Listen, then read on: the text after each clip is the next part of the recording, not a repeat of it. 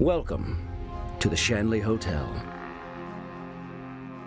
A dwelling so severely haunted, children are banned from spending the night, and Ouija boards are strictly forbidden.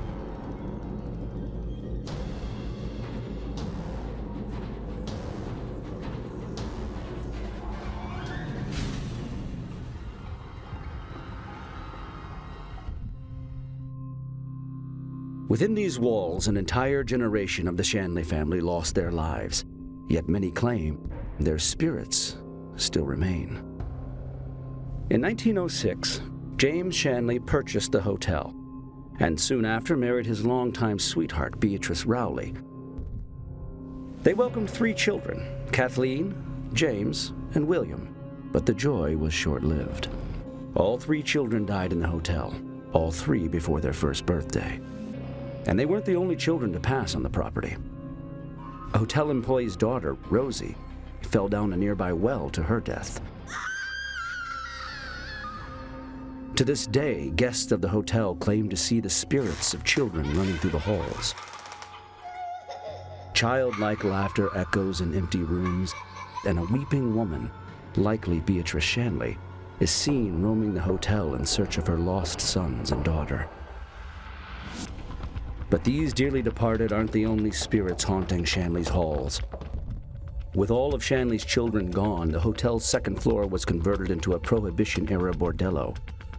Some claim the employees and patrons still visit the Shanley from beyond the grave. One woman, Anna, has been seen and heard in the second-floor room she once inhabited. And the screams of Claire, a woman who took her own life in the late 1800s, are heard echoing around the 3rd floor. While the specter of Sweet Thing, the hotel's former cat, scampers around the house. Claire, Anna, the Shanleys, they aren't alone. Dozens more ghosts have been sighted on the premises, leaving many to wonder, are there more ghosts than guests in the Shanley Hotel? Eastern State Penitentiary. A prison so secure, even death offers no escape.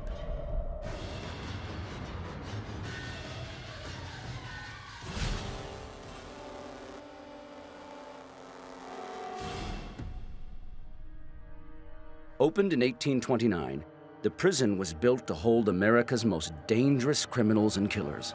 Stone walls 20 inches thick and mazes of hallways ensured there was no hope of escape. Still, many tried and were brutally punished. When prisoners misbehaved, they were held underwater, then strung up outside until their skin froze over.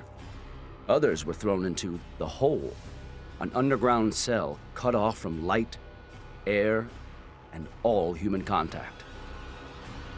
Worst of all, many were sent to the Mad Chair, a seat that bound its victims so tightly, all circulation was cut off. Several prisoners required an amputation after a visit to the Mad Chair. Still more went insane. Today, the tormented spirits of prisoners still walk these halls. In cell block 12, visitors claim to hear echoing voices and cackling laughter.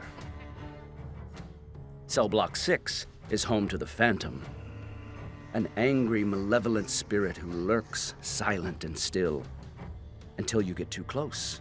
Then he darts away. Outside, the spirit of a former guard, murdered by an inmate while on watch, still stands sentry at his guard tower. But the most notorious spirit at Eastern State Penitentiary is also the most aggressive. On one occasion, a locksmith was called to reopen cell block 4, which had been sealed shut for some time. When the door was opened, the locksmith claims a horrible negative energy exploded from the cell, gripping him so hard he was unable to move, while tormented faces suddenly appeared on the cell walls all around him. With so many angry spirits trapped in these cells, many wonder, were some prisoners sentenced to life after death?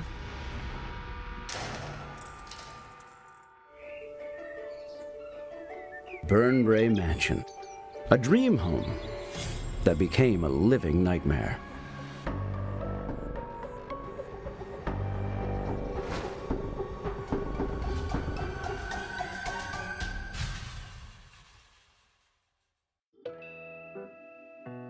At Burn Brae, children's laughter rings through the halls.